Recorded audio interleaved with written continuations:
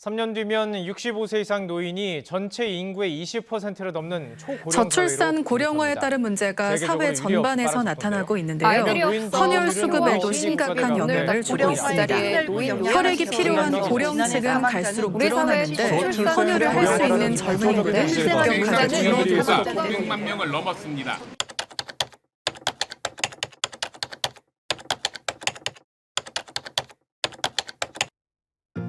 세계 10위 경제대국인 대한민국. 뛰어난 IT 기술, 편리한 대중교통, 첨단 의료시설 등 많은 발전을 이루었으나 한국은 현재 출산율 감소와 고령화라는 심각한 사회적 문제에 직면해 있습니다. OECD 국가 중 노인 빈곤율과 노인 자살률이 가장 높은 국가 대한민국. 고령화 사회에서 고령 사회로 진입하는 데에는 단 18년밖에 걸리지 않았으며 앞으로 약 3년 뒤인 2026년에는 초고령 사회로 진입할 것으로 전문가들은 예측하고 있습니다. 고령인 사회. 이는 더 이상 외면할 수 없는 우리의 현실입니다. 고령화를 막을 수는 없지만 고령화 사회에 대한 대응 전략을 세워 노인과 청년, 아이들이 모두 행복한 사회를 만들 수 있습니다. 저희 노아는 그 해결책을 찾아 일본으로 떠나보았습니다. 우리는 세계 최고령 국가인 일본이 우리나라보다 앞서 겪고 있는 사회 문제에 대해 어떻게 대응하고 있는지 알아보았습니다. 노인을 위해 구축된 인프라와 복지 시스템을 살펴보고 성공과 실패를 겪은 선례 사례를 통해 우리나라의 고령화 대응 방향에 대한 시사점을 모색해보았습니다.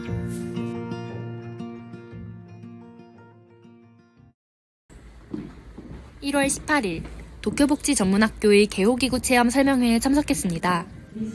간호로봇은 뭐야? 노인홈에 로봇이 있는 거야? 라는 주제로 진행된 설명회에서는 ICT 기술이 노인복지에 필요한 이유와 ICT 기술을 노인복지와 어떻게 접목시켜야 할지 배울 수 있었습니다. 특히 간호로봇으로 불리는 로봇을 직접 체험해볼 수 있었는데 로봇에는 한계가 있을 것이라고 예상했던 것과는 달리 이동보조, 배변보조, 치매 환자 감시 등의 역할을 해내는 것을 보며 노인복지는 이제 단순히 인간만의 영역이 아니며 과학기술 도입이 필요한 시대가 왔다는 것을 생생하게 느낄 수 있었습니다. 과학기술의 도입은 현재 한국에서 부족한 인력 부족 문제를 해결할 수 있으며 복지 서비스의 질을 높이고 지속가능한 시스템을 구축하는 데 큰 도움이 될 것입니다. 일본의 하라마치홈에서는 노인들이 어떻게 존엄과 행복을 유지하며 생활하는지 배울 수 있었습니다. 이곳의 따뜻한 분위기와 인간 중심의 케어는 저희에게 깊은 인상을 남겼습니다. 저희는 이곳의 소장님과 각 공간에 놀며 그곳에 대한 자세한 설명을 들었습니다.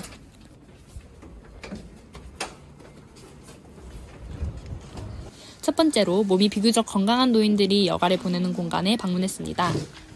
이곳에서는 재단 산하 소속 단체들을 주관하에 다양한 활동이 진행되었고 서예, 꽃꽂이, 체육활동, 풋살, 춤 등 다채로운 활동이 마련되어 있었습니다.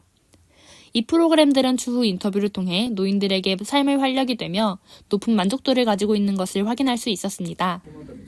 두 번째로는 건강이 좋지 않은 노인을 위해 마련된 공간에 방문했습니다. 이곳은 간병이 필요한 노인들을 위해 장기 투숙을 제공하며 이곳에 머무는 노인들은 자신의 공간을 원하는 방식대로 꾸며 집과 같은 편안함을 느낄 수 있었습니다. 이는 이후 저희가 토야마 공원에서 진행한 할아버님과의 인터뷰에서 연결됩니다. 식당에서는 노인들의 다양한 건강 상태를 고려한 세심한 식사가 준비되고 있었습니다. 이가 없는 노인들에게는 갈아먹을 수 있는 식사 옵션이 제공되며 식판의 이름표는 색별로 구분되고 음식은 개인별 요구사항에 맞춰 제공되었습니다. 한국과 크게 다른 점은 목욕시설이었는데 일본은 전반적으로 노인을 위한 다양한 개호기구가 발달하여 노인의 신체 등급마다 사용되는 시설이 달랐습니다. 거동이 어느 정도 가능한 노인들은 그들의 의견을 존중하여 직접 목욕할 수 있는 반면 4, 5등급의 노인들은 목욕의자를 이용해 탕에 들어가고 몸을 전혀 움직일 수 없는 1, 2등급의 노인은 특별 제작된 침대에 누우면 버튼 하나로 목욕을 할 수 있는 등 최첨단 시설을 통해 편안하게 목욕할 수 있는 환경을 갖추고 있었습니다. 하라마치홈은 이처럼 다양한 요구와 상태를 가진 노인들에게 맞춤형 복지 서비스를 제공함으로써 그들의 삶을 높이는 데 중점을 두고 있습니다. 이후 저희는 소장님과 인터뷰를 통해 좀 더 진솔하고 많은 대화를 나눌 수 있었습니다. 지원금, 지역 격차, 팀에서 개발하고 있는 어플리케이션에 대한 자문 등 많은 대화를 들을 수 있었지만 그 중에서도 많은 생각을 할 수 있었던 시간은 고령화 문제에 대한 소장님의 소견이었습니다. 介護保険になってやっぱり仕組みとしては良かったんだろうなっては思ってます。その介護保険になる前っていうのはなんだろう、まだ施設自体もこういうさっき、こういうこの建物であったりだとか通いでくる施設であったりだとかっていうサービス自体が少なかったから高齢者のケアをしてたのはご家族入ってくる前入ってくるその介護保険になる前のご家族の人たちが自分たちで頑張って、要は自分の、要は親だよね、自分の親とかを子供が見てた。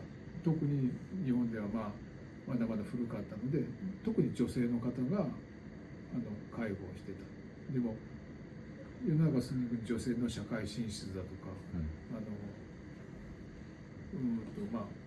子供の方が少ないから親は見れなくなってきたりだとかっていうので介護保険ができたので、要は家族で見てた介護が社会で介護を見るような仕組みになったので、保険を通してなのでそれはすごい良かったことなんだろうなっては思ってます。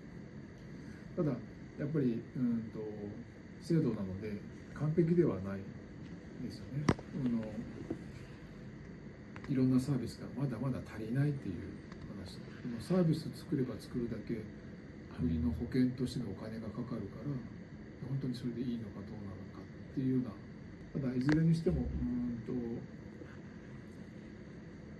っぱり働き手っていうところから、僕らの立場から言うと働く人にとってはまだまだ十分なところではないのかなと思ってるので、そこは補填はしてほしいなって思うんですけど、やっぱ国にもね財政的余裕がないとそこに当てられないっていうのでちょっとずつは補填はしてもらってますけど、まだまだ足りないかなと。やっぱり一般的なところのレベルまでにはいかないと新しく働こうと思う人たちがいないと選ばれないので、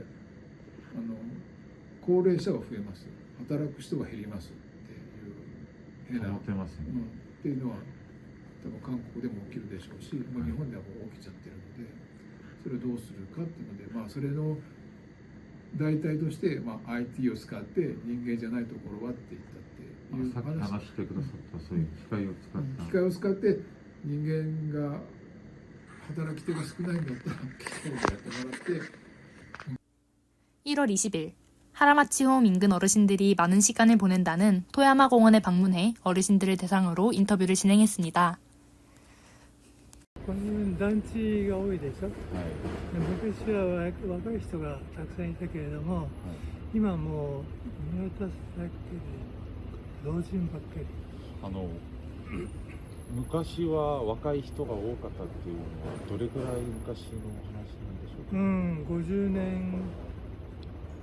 50年ぐらい前かな。例えばその辺も、昔抽選でね、選ばれた人が、若い人が、結婚して、そういった人たちがたくさんいたんですよ。よく働いてそれでお金払えるようなね。今はこういったアパートでも、これ東京都ですけど、やっぱり老人が多いですよ。この辺のスーパー行っても見ると老人ばっかりという感じなんです。パーセントはやっぱり 60% ぐらいは老人っていう感じですね。そうですか。ここ東京なのに。そう。地方行くともっとですよね。ですよね。じゃあ周りの方々はそういう施設を利用しているのを見たりしたことはありますか。そうですね、特に今はないですね。そうですか。もう亡くなったんですけど、私の父親母親もやっぱり最後の方は特別養護老人ホームみたいなね、そういったところに施設にお世話になりましたね。1年とか2年とかね。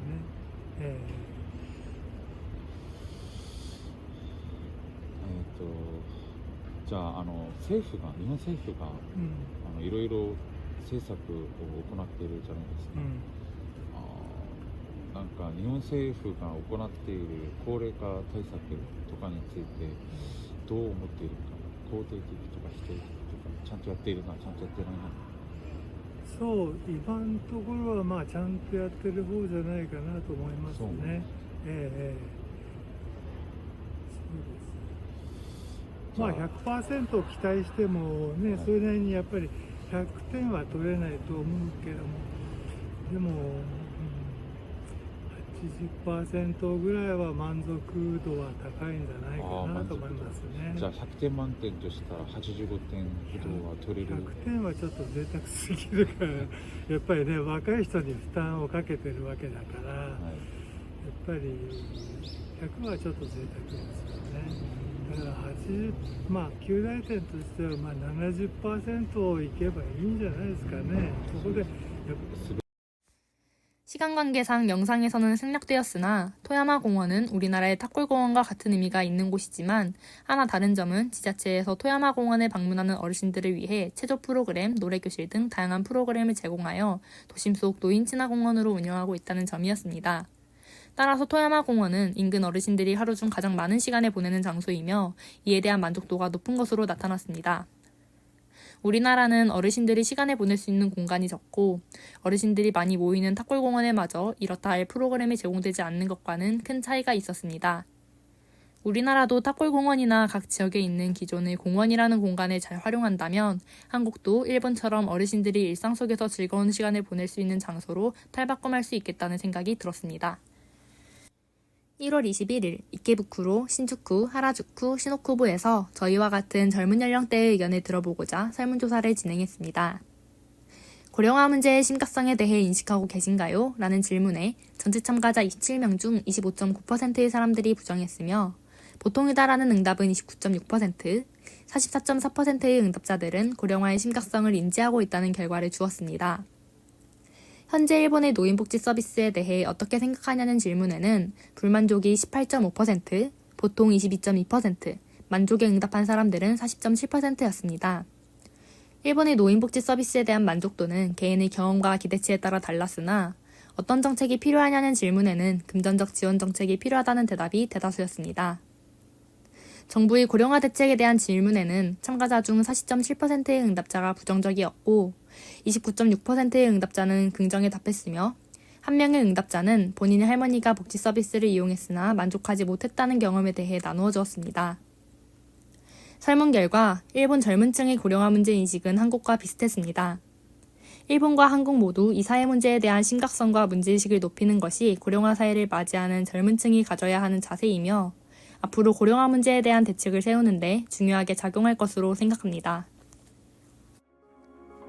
4박 5일의 일정 동안 우리는 일본과 우리나라의 고령화 문제와 노인복지 시스템에 대해 깊이 이해할 수 있었습니다. 이 여정은 고령화 사회의 도전과 기회를 보여주었으며 한국에서 이러한 문제에 어떻게 접근해야 할지 실마리를 제공했습니다. 노인의 존엄성, 사회적 통합, 그리고 젊은 세대와의 연대는 이 문제를 해결하는 데 있어 핵심 요소임을 깨달았습니다.